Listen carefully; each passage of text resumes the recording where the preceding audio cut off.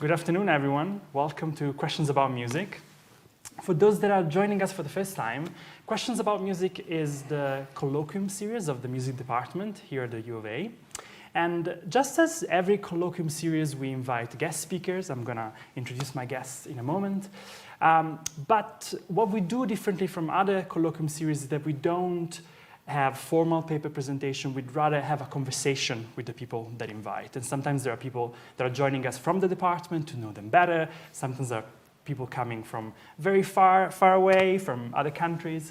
But as a platform, imagining as a platform for everyone in the department and in the music community at the U of A to come together, and also the broader Edmonton community. So a platform for performers, for composers, for academics, musicologists, ethnomusicologists, people that study popular music and media studies, and much more. And also just people that love knowing more about music, people that have things that are curious about. And really, if you have something that you're curious about and you would like us to discuss, to have a conversation about it, that's the perfect platform for us to do it. So just get in touch with us, send us an email. I've done that a couple of times, that an undergraduate student or a graduate student told me, I really want to have, can you invite this person that I'm really curious about? Or can we talk about the latest album of this performer? Perfect requests. Or there's been this latest book or these latest things that we want to discuss. Another excellent idea. So get in touch, don't be shy. But today, here now, my name is Fabio Morabito. I'm a musicologist here at the University of Alberta. And I'm joined by two shining stars of our department, our two most beloved professors of piano.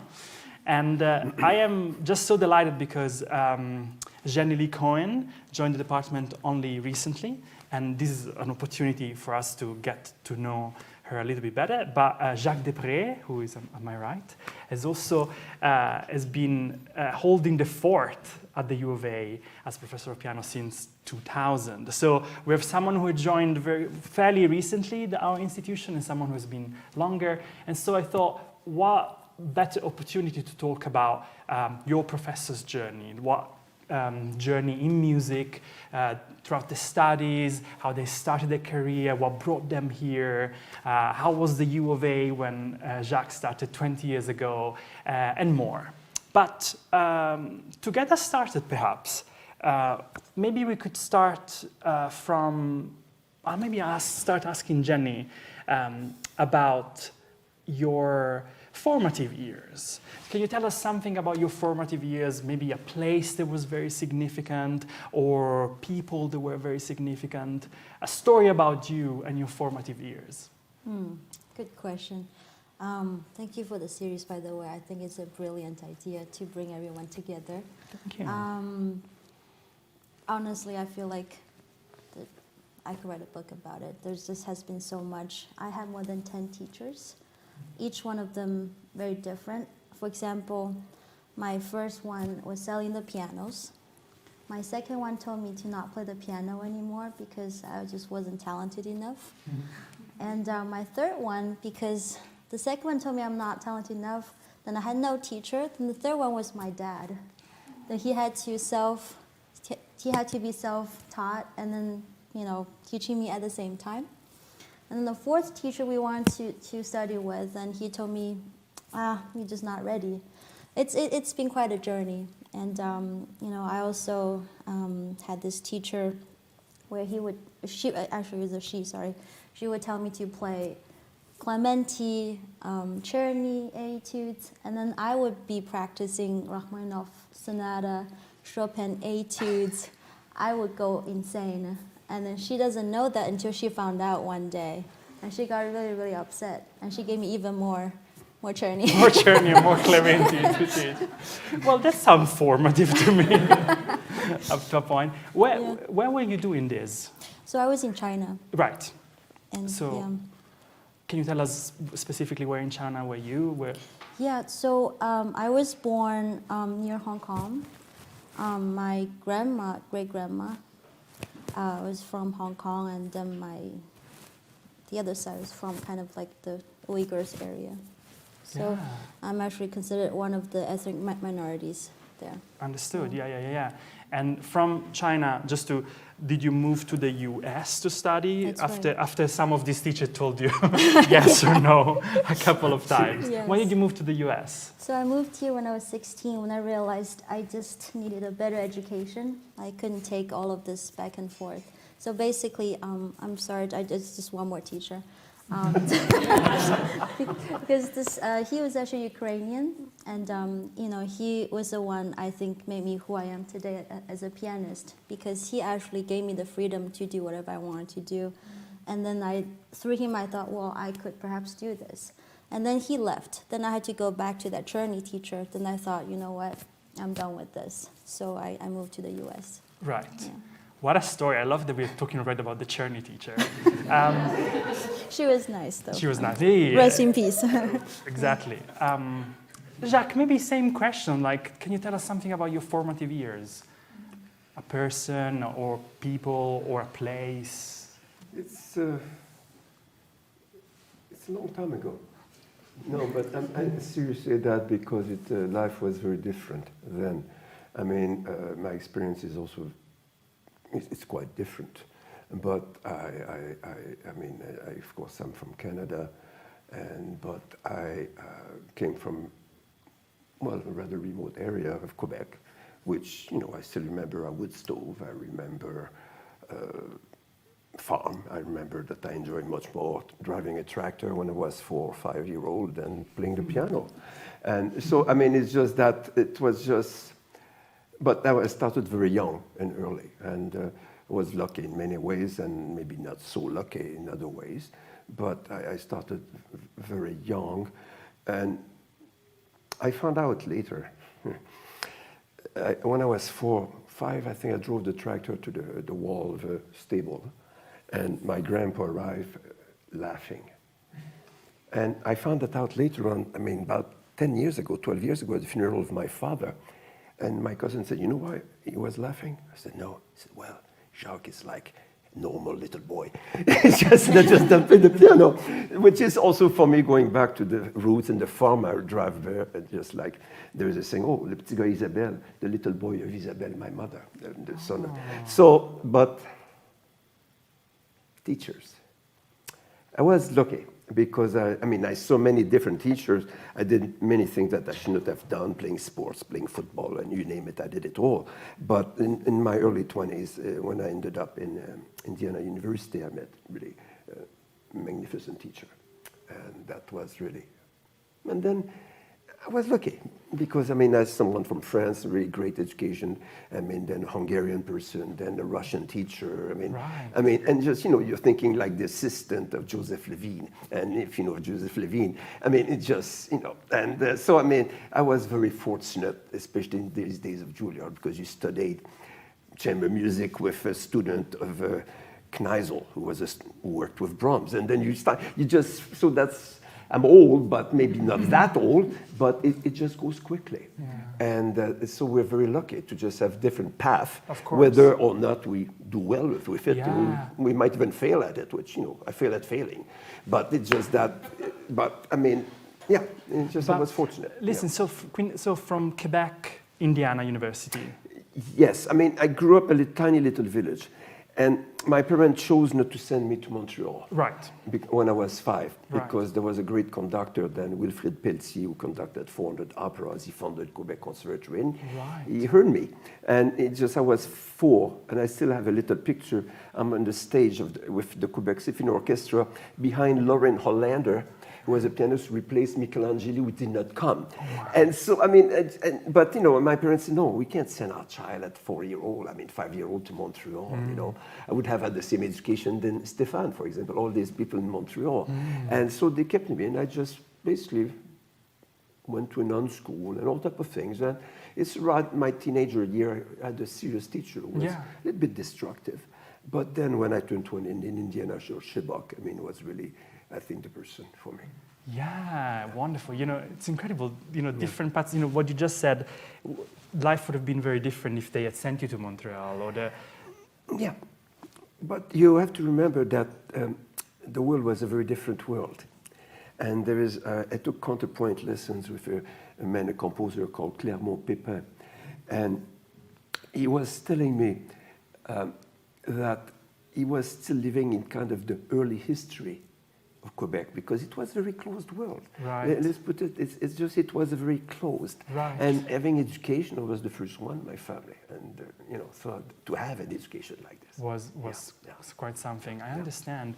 Wonderful. I want to kind of like stop in your biography for a moment and then move, come back to it, because I wanted to ask you about a piece of music or an author that during your formative years stayed with you. I know, what do you remember aside from Zhenni and Clementi?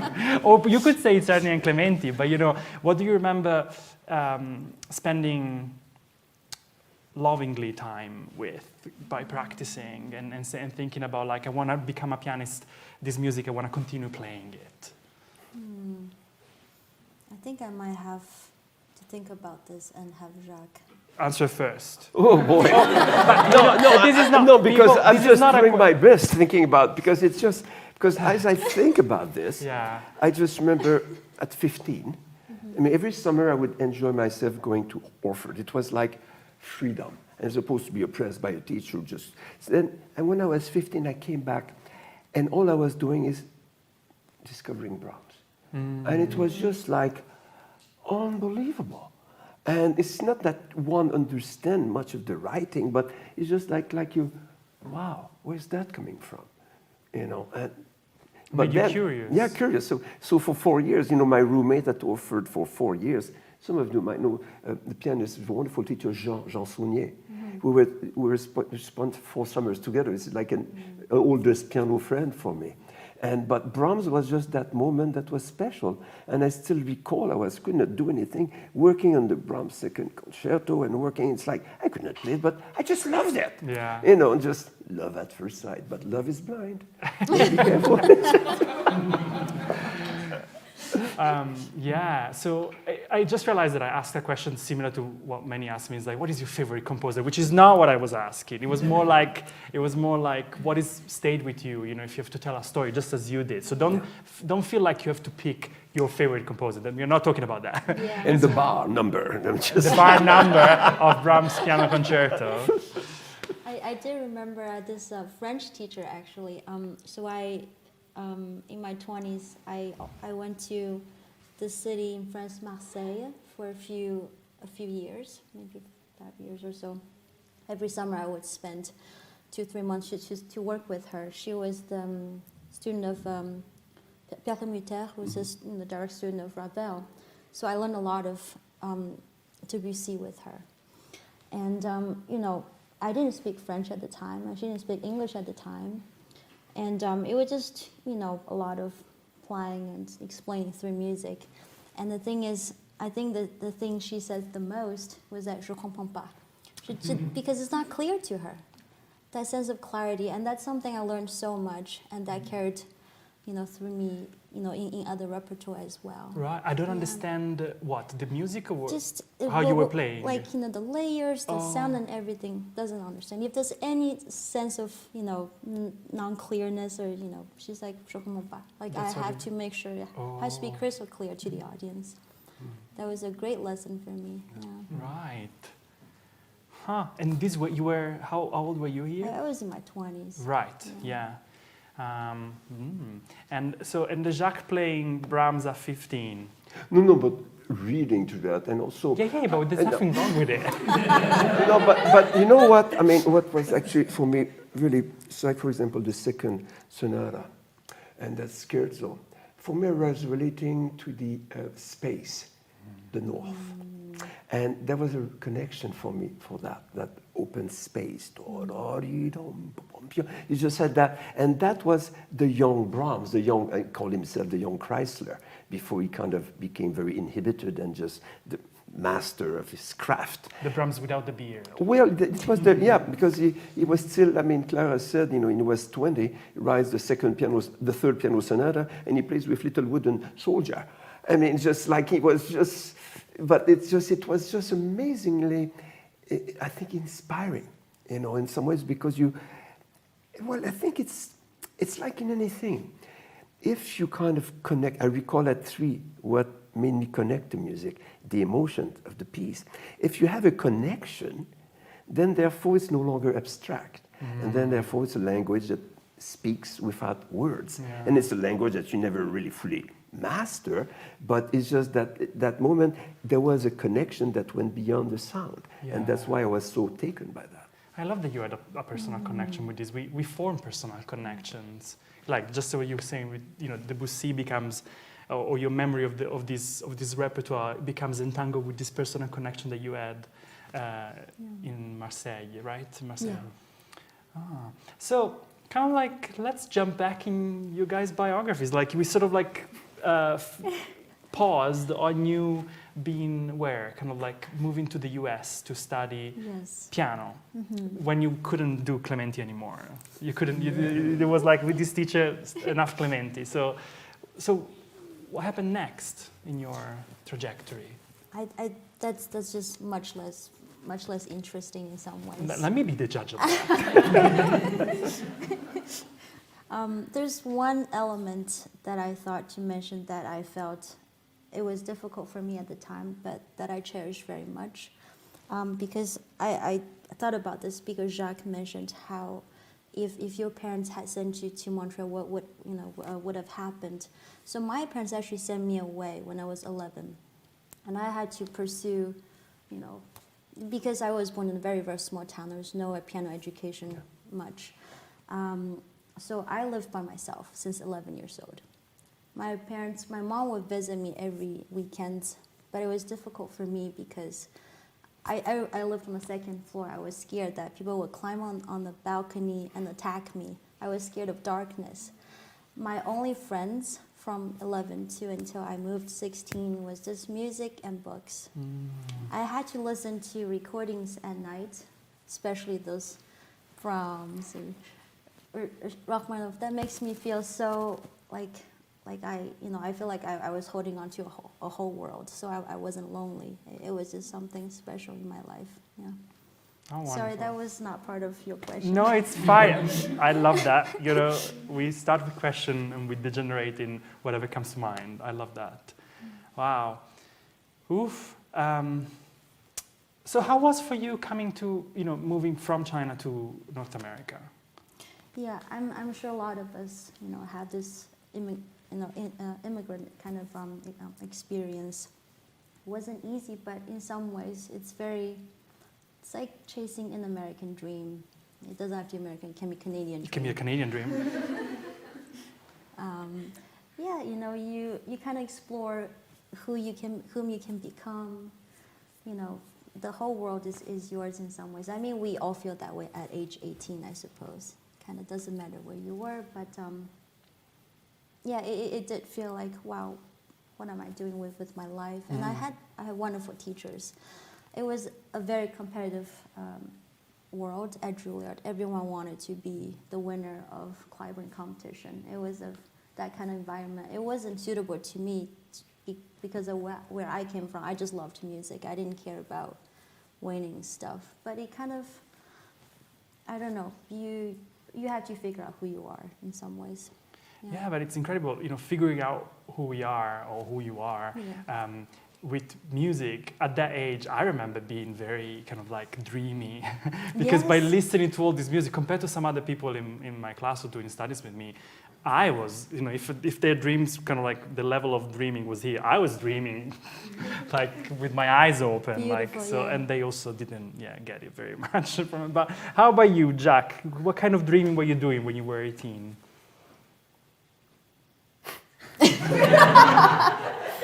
Well,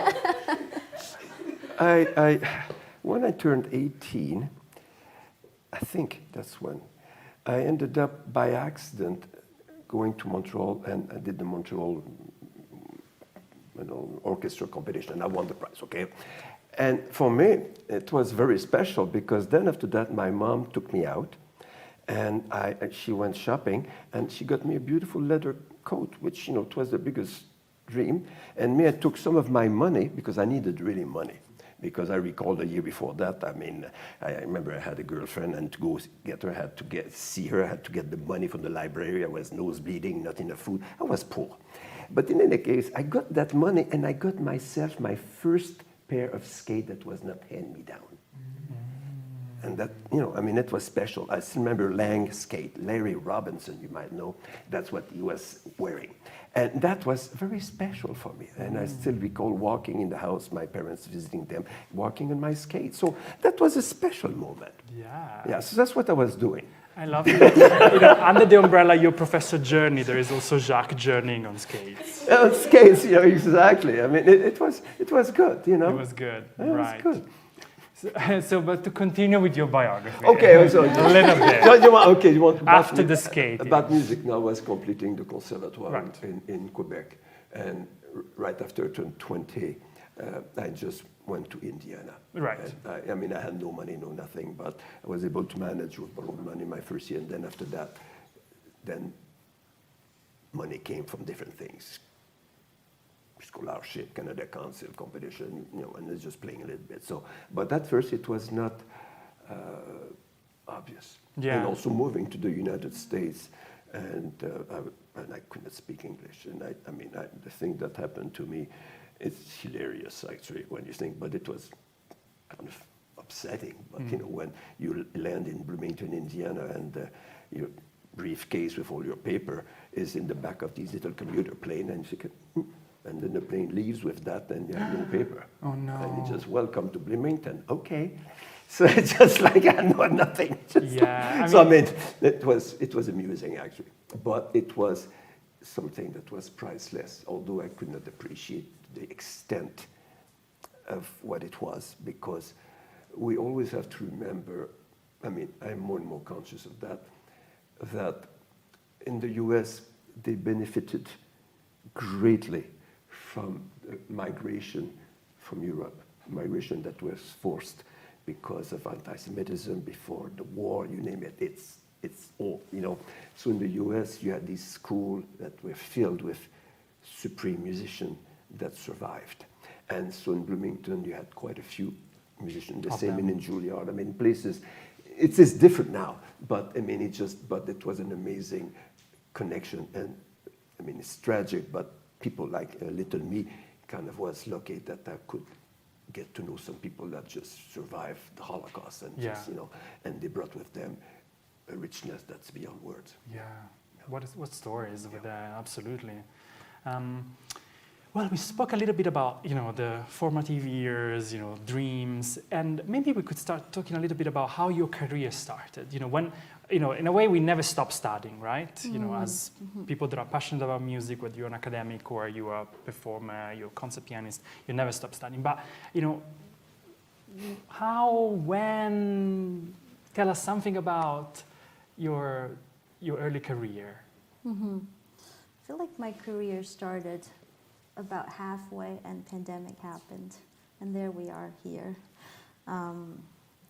It's just not as long as of course what Jacques had, but I was just doing school, and at one point I was doing competitions like a lot of people, and I realized I hate doing this. I hated being a horse, you know, trying to race to be the fastest. I just didn't suit me, and I actually injured myself because of some of the preparations.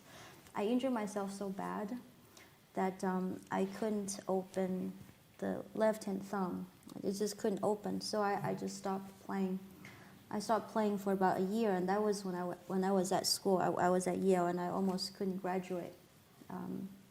And then I was thinking, well, should I play the piano or not? It was a big, existential question for me.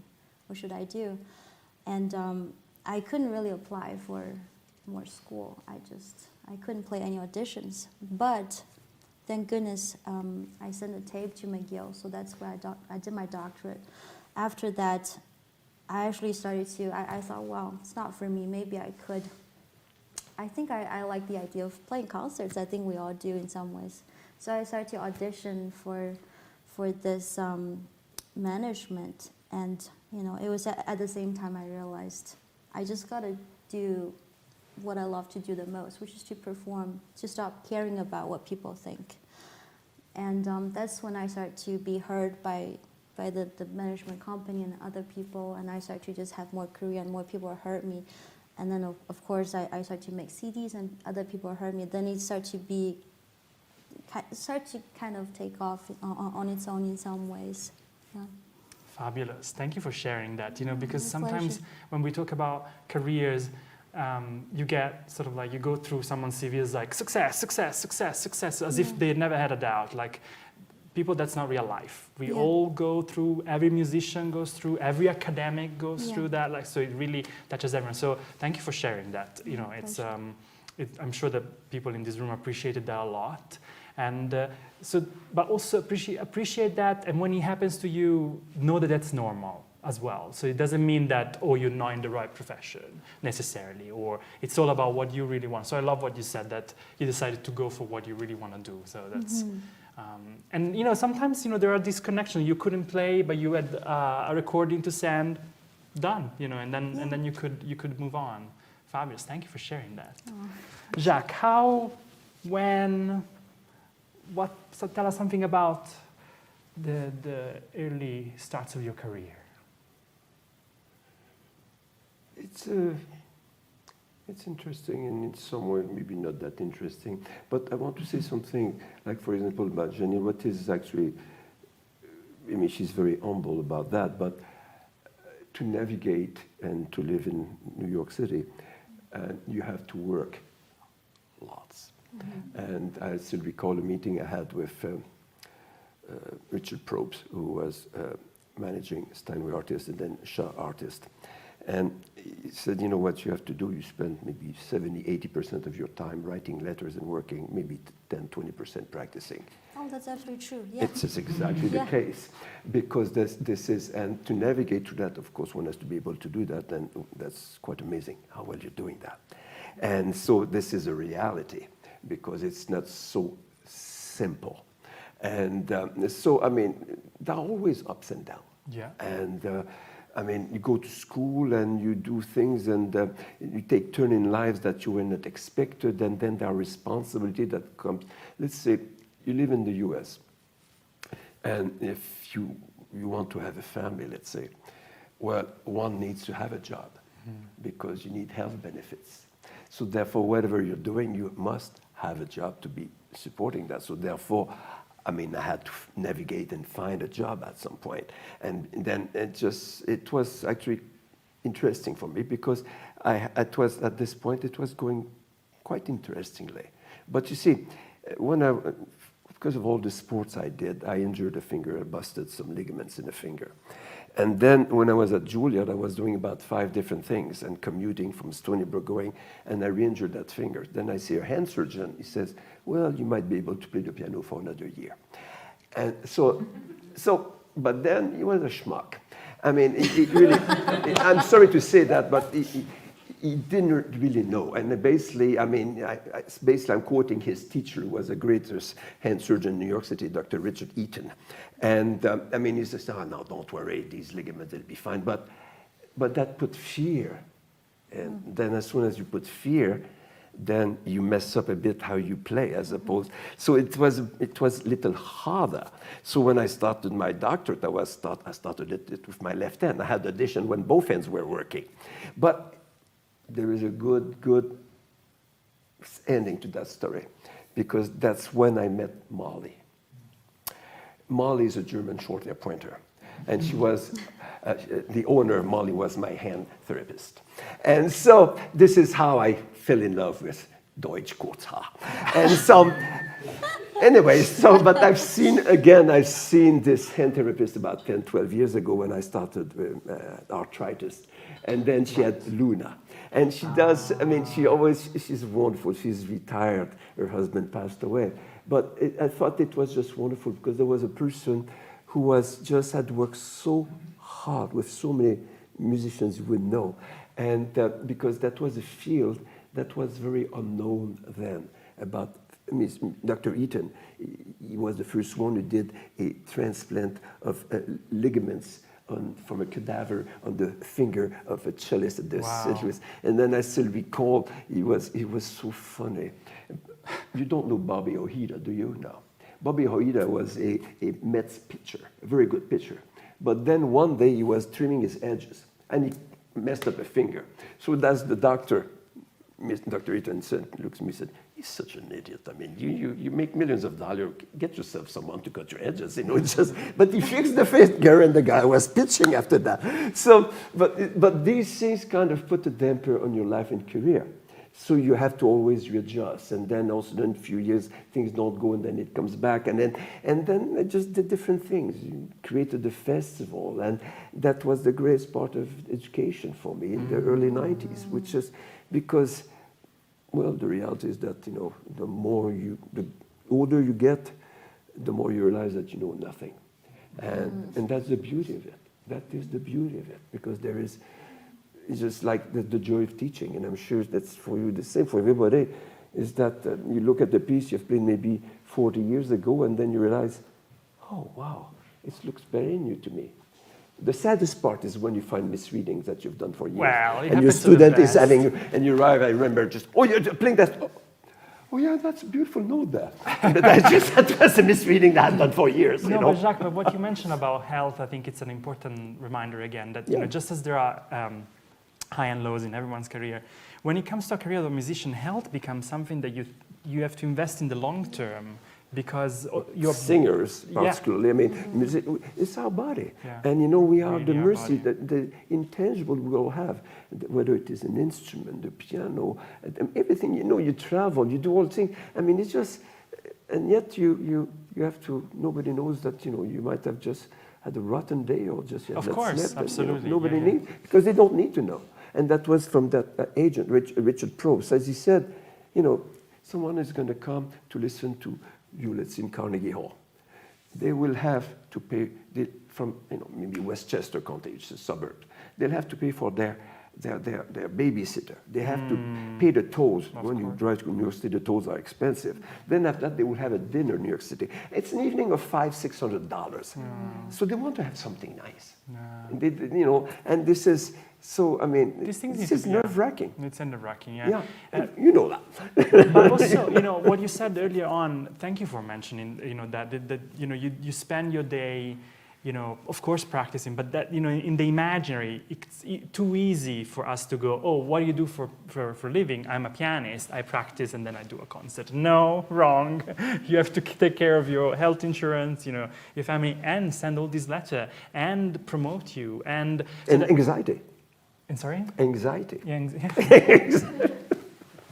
the most anxious people are the best at this, of course. No, but what I'm trying to say is that there is a reason also why I'm going to be kind of like a shameless plug. That's the reason also why people come to a place like this and don't study just piano, but they study other subjects. So because being a pianist is a bunch of other things, you know, even if you know already that you want to be a pianist, you know, you need to be able to write letters to present you, to tell a story about why they should choose you or this festival this year rather than someone else's festival. You know, these are, you know, important things to think about.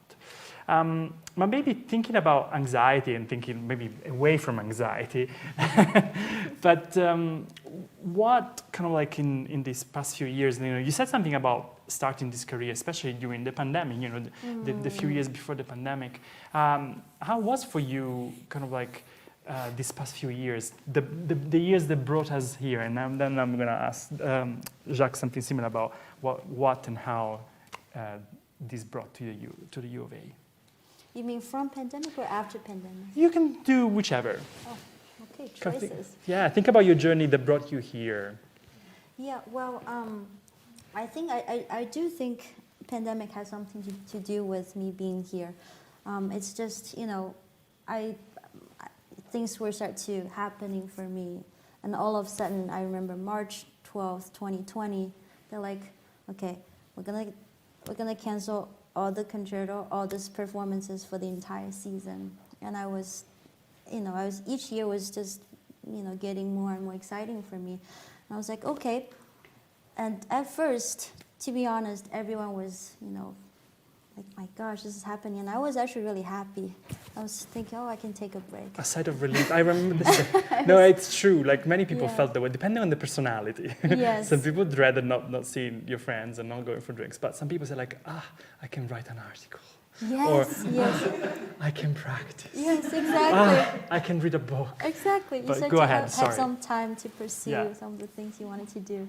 And I remember, you know, part of the thing was to record this Ukrainian composer's music that I started in 2019. But another thing I was doing was because I couldn't reach my parents and I wanted to make sure they're okay.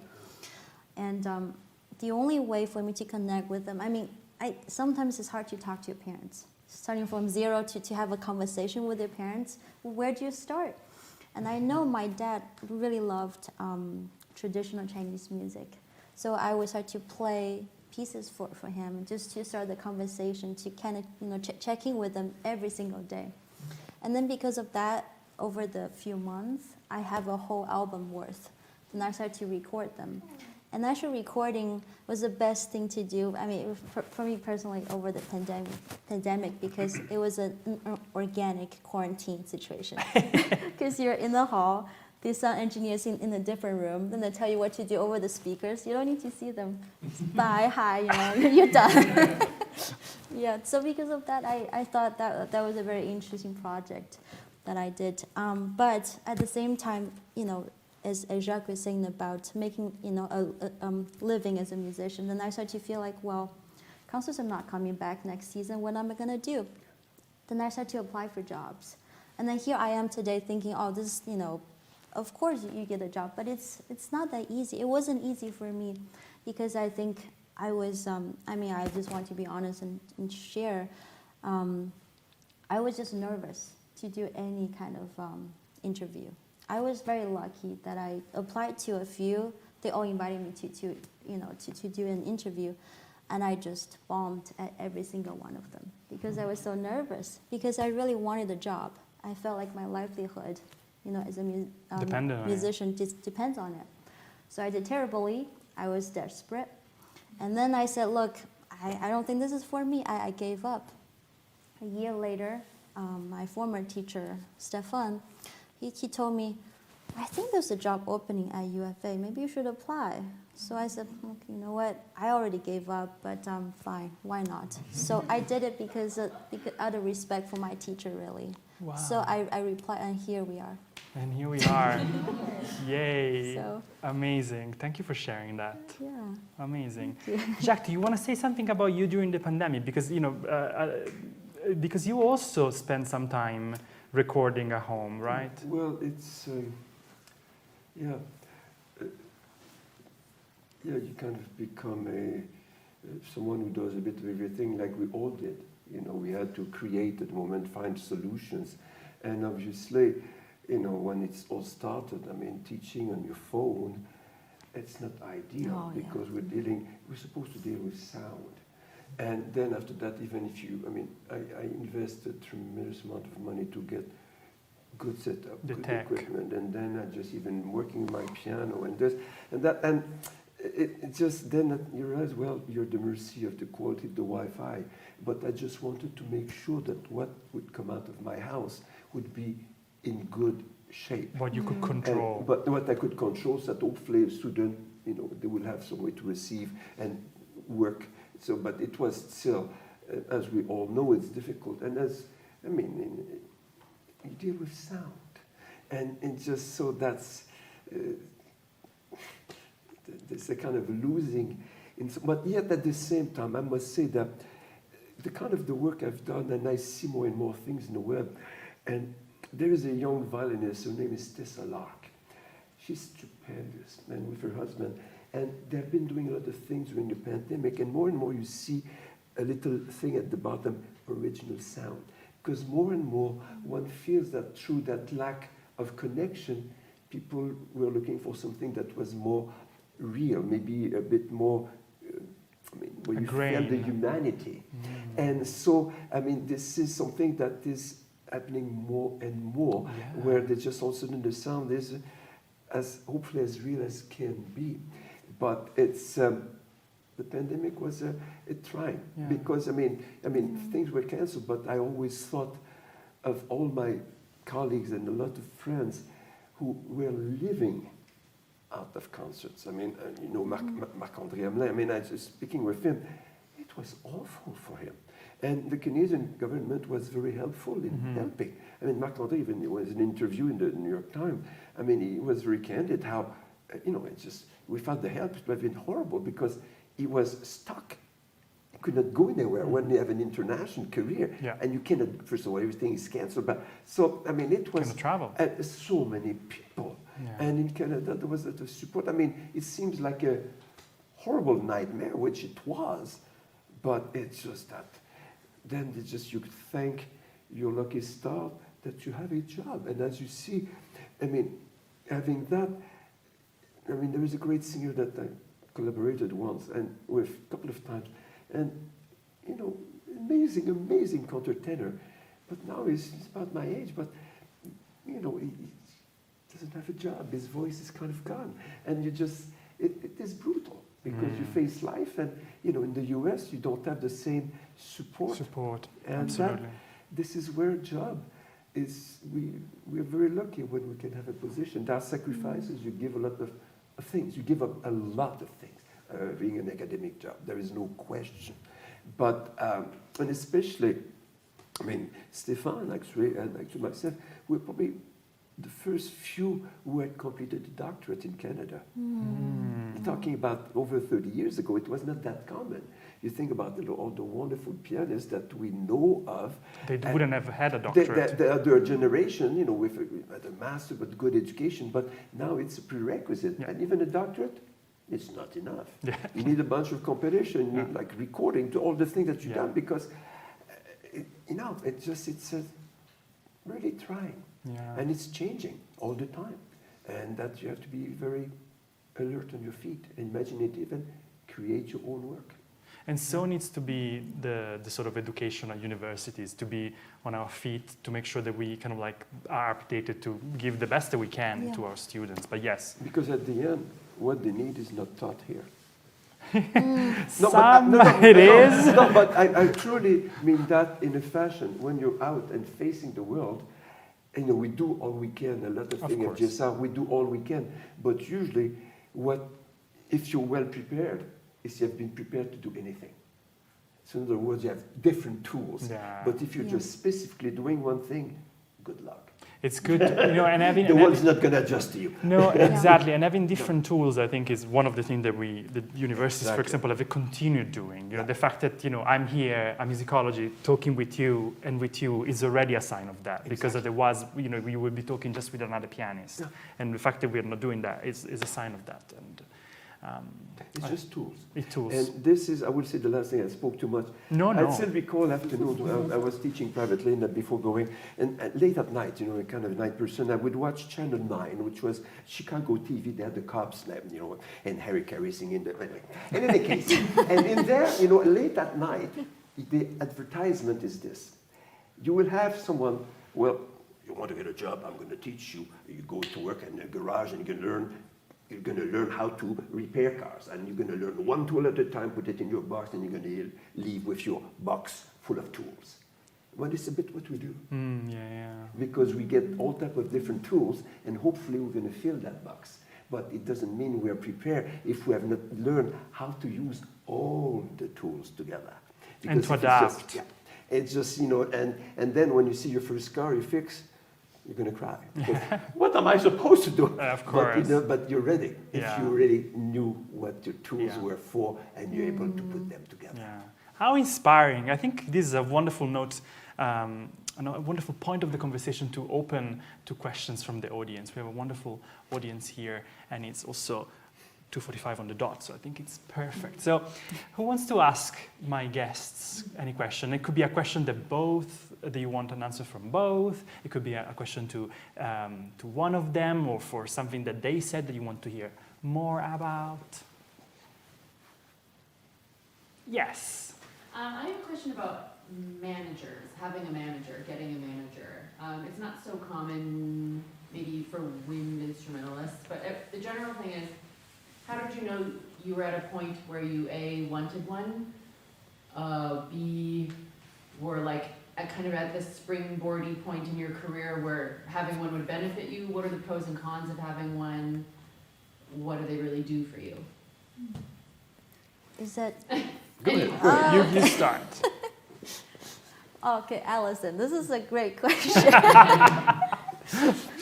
You do most of the work and they sell. But that's the truth. It's just, you end up doing most of the work. Yeah, absolutely. Jacques is right. We do, most of the work, and I think the role of managers is also kind of evolving in some ways. I think if you compare to let's say my teacher's generation, my teacher, first teacher at Juilliard, Simo Lipkin, he won this competition, and then the next day you just get 40 in front of his store ready to sign him. That's how few competitions we had at the back in the day, and just how much possibilities you can have by doing competition or things like that. Nowadays we have so many. I think no matter what, you have to make yourself the most unique product. You have to, you were talking about tools. I really agree with that. It could also just be the interest that you start to develop, along the way that makes you a very special person. And speaking of when you would know, I think at some point after you graduate and then you start to do some freelancer work, you're gonna realize I just want more concerts. I want better concerts. Maybe that's when you start to think, oh, maybe I can start thinking about that. But still, I would say managers.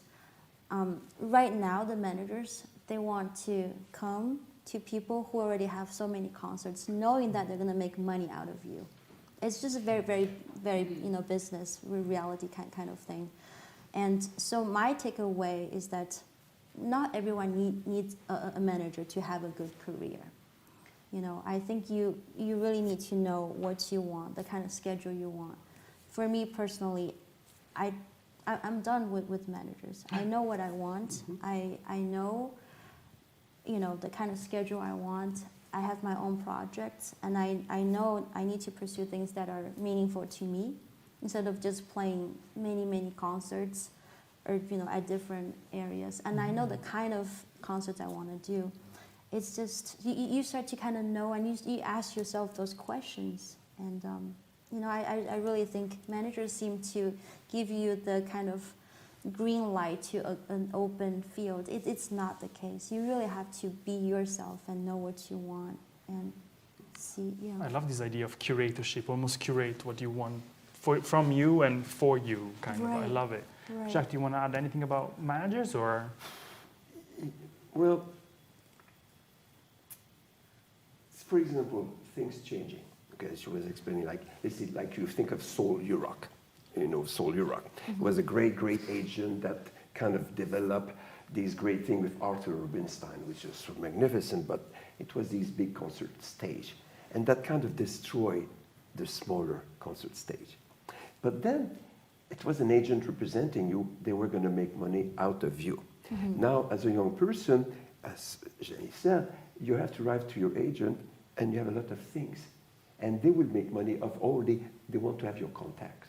Because they will have contacts, and they will be able maybe to sell, they have a contact, they will be able to sell you a part of a package of 2 or 4 concerts in a series because they do a good deal there. But it's, and then where it has changed, you will read a lot, especially in Canada, and the CD business is the same. Well, we thank the Canadian government, Canada Council, because therefore they are making their money not out of you, but from the support from the government. Yeah. And so the business has changed. Is it better? No, it's not the case. I mean, it has changed. So therefore, very, very few people make a living out of concerts alone. This is all but impossible. Very, very few people. And the one that do that is because of personal contacts. And usually, let's say if you are lucky enough, you get to know a conductor. But knowing the conductor is not good enough. You will have had to get to know the person who is the Monsieur Arnaud, for example, in France. You know who Arnaud is, yeah? Well, he is the richest man in the world, you know, and his wife, I mean, I know. I mean, she's just, in any case, but that person can hire you an orchestra. That person will hire you a conductor. And therefore, the rich person is able to support the career. Because at the end, people are there to make money. And you do your best, but you're just basically an item that they have to make sure they know how to sell you. The way, for example, at some point, I remember when I was doing CDs, they would not want you to do a CD with different composers. Why? Because they did not know where to put it in the shelf in the store. Is it under B, under C? It's that simple. Leave this with me, Jacques. I'll change it. No, but By the time I'm now, finished here. Because now basically the CD business is pretty much done. It's publications. It's good. It's an item. But otherwise, I mean, I think it's Beatrice one day. I had CDs, and I'm trying to give them away. So I don't have a CD player. Do you have a CD player? You do? After that conversation. Well, after that, probably. But it's just that this is the way it is. Things have changed tremendously. So agents, you're a product, and they want to make sure that they know how to sell you, and they just need to know. I mean, your contacts, and then from them they can sell something. And now, especially many places, these agents survive because of the grant writing and the support from government, which is okay, because that's how we can promote and continue to make music, you know. But it's also a very limited market. And as I always say, it's always the same thing for anybody. As I always say that to people, and you've heard me say that, it's like in anything. There is one word that defines all of that, and in the world, where do you get power? Where do you get anything? Is one word: access. So therefore, that access. And we know about Me Too movement and all these things, how people were just forcing things to give access. It's just, but this is a totally different story. Exactly. Yeah. Let's move to on a kind of like there is Caleb and then Tim. My question segues very nicely with what Jacques just brought up. I'm curious. First of all, thank you both. It's been super interesting to listen to. It feels, thinking about sort of world of piano, being on the outside. I was a pianist. I'm with historical keyboards, and I'm not involved with piano so much anymore, but sort of, especially in an era where pianists can be super mobile. We're talking about old generations being like, you can talk about a Canadian context that is maybe still there, but most people, when they flip open Instagram or things like that, are now running into sort of these big young superstars like Viking Olafsson out of Iceland, right? Fantastic pianists. Where do you two see, we talked about the past and the present, where do you see the future of this kind of relationship between concertizing, recording, and the academy actually going for pianists? That's a very big question, sorry. Okay. I love this. Like, Zhenni, do the work. I'll think about it in the meantime. It's like a marathon. Yes. Here, take my stick. I mean, I think as long as it's music, just because music itself, that's why we're here. We love it. So I feel like as long as there's this love, I mean, as long as music exists, we're always going to have concerts. We're always going to have music department, because people want to learn it. People want to study it. People want to perform it. That's not going to go away. But in terms of social media and how that plays with that, I do think social media has a huge role in the future. That we can't deny that. And it doesn't mean, what Jacques said about personal contact and concertizing, it doesn't mean that's going to go away either, because right now we do cherish personal relations. That's why, some managers are very successful because they have their own personal contact. And that's why for me, I got inspired by this quote by Warren Buffett saying, I don't remember the exact words, but you don't collect business cards, you build relations. Those are going to be more, long-term relations that you're going to grow, and then you can grow relations outside of those. So that's going to be a very different, I think, career development than the social media one, which is in some ways a more faster and instantaneous kind of, presenters that they see followers, they see how many monthly listeners you have on Spotify, like all kinds of, those are quick, accessible data that some managers see, but that's not everyone. But I don't deny, and I agree with you, there's going to be a huge change because of that. Plays a part, for sure. Yeah. I want to make sure that Tim asks his question so that we can, if that's okay. Yeah. Unless you wanted to add something on what No, I mean, Zhenni was saying. It's totally true. Things will keep on changing. Yeah. And it has changed from the time I was, 5-year-old to now. I mean, it's just now. things will be changing. Yeah. But then some things will stay and it will change. It's Yeah. just the way it goes. Yeah. Yeah. Go ahead, Tim. I'm struck by, Zhenni, you came up a couple times, you talked about,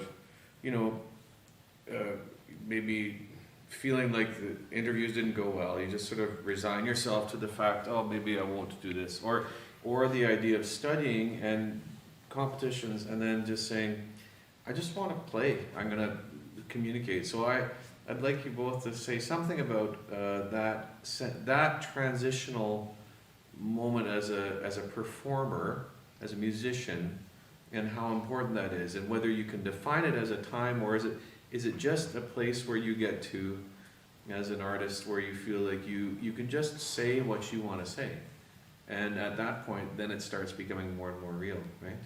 Absolutely. Yeah. You start to find freedom because you realize, what, those are just restraining you, and maybe some rules you set for yourself or society has set for you, but you start to find the freedom after that stuck moment. I don't know. Well, I guess what I'm getting at also is that you admitted that's when you actually had your successes too. Yeah, Yeah. I think so. Yeah. Yeah, I think so.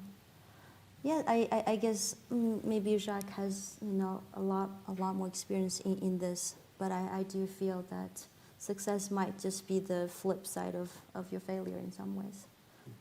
It's a beautiful way of saying it. Thank you.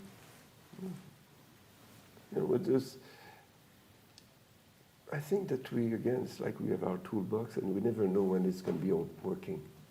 And it's the connection between people. And even, talking about, it just made me think also then about the performance once. Where also then it was really a magical moment that happened.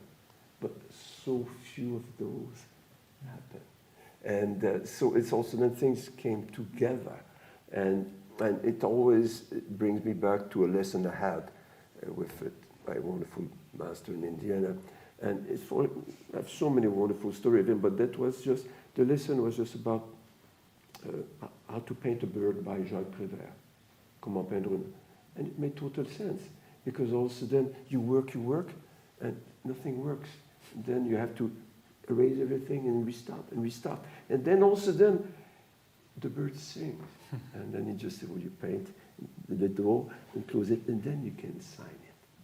But it's just that, in some ways, in performance going, so this is the moment that you look for, but at the end, also to go back why sometimes we do that, and if you do not love something so much that you can't live without it, you cannot go in music, because you will be confronted with so many difficult moments. And yet, at the same time, an agent once told me that, but you have to make sure that you don't take things personally, because everybody thinks differently. But it's very difficult because we're all insecure and we doubt constantly. That's why we work, we search, but it's very difficult. And it's much better to be totally insensitive, and that way you have less problem in life. Yes. It's that simple. But I love what you said about the beauty of starting again. That there's something about it. But that's the beauty. Yeah, there's a beauty to it. Yeah. Of starting again. Even if you had a bad lesson with your teacher, there's an opportunity to start As again. a writer, as you write. As a writer, there's the same. You never, again, You start again the chapter. You really that wasn't going anywhere. You start again. There's something really excellent about that. We have maybe time for another super small question if someone is curious. Yes, I knew that was something. You were like in the middle of your career or something, like when you get really busy, how do you think of like taking breaks and like rest? Like how important resting is for you? For example, like do you take a day off, like one day off in a week, or do you take a weekend just off from piano? Just curious how important taking a break or a rest is for you both. Not time for you yet. The teacher spoke. Oh my! No, I'm just kidding. But go ahead. Marks on her chair and implement it. Do you want to say something, Jacques? Well, no, it's a very difficult question because everybody is different. And I recall when I was younger, it was so wonderful. Life was great. You a chain smoker, you play, you have fun. I mean, it was amazing. I mean, your teacher gives you a cigarette. I mean, it's like it was amazing. And but then you kind of lives change, you know.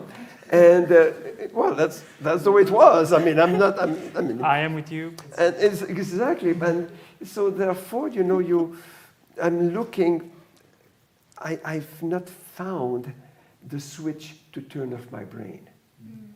And that's a real issue for me. Because it's not just the physical rest, it's this.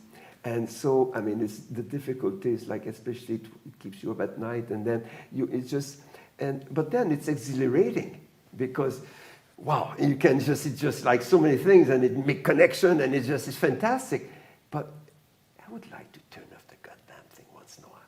I'm sorry, I just like it. I'm sorry. No, I'm sorry. There's a beep somewhere. No. We are unfiltered here. But it's just that but this is important to learn that and to deal with anxiety, to just find ways where, in fact, the brain is not going to turn off or resting. It's to find something to do that interests you. And it's not a distraction, but it is something that is good, that you achieve some satisfaction in doing something that you like. But otherwise, there is the tediousness of the work, but one has to take the time. Find interest also. Time a walk or breathing. It may still make fun of me if I arrive and I have flour all over my pants. But it's just that you have to find ways, and where just otherwise it can be difficult. One has to really, when they say about mental health and things, it is very true.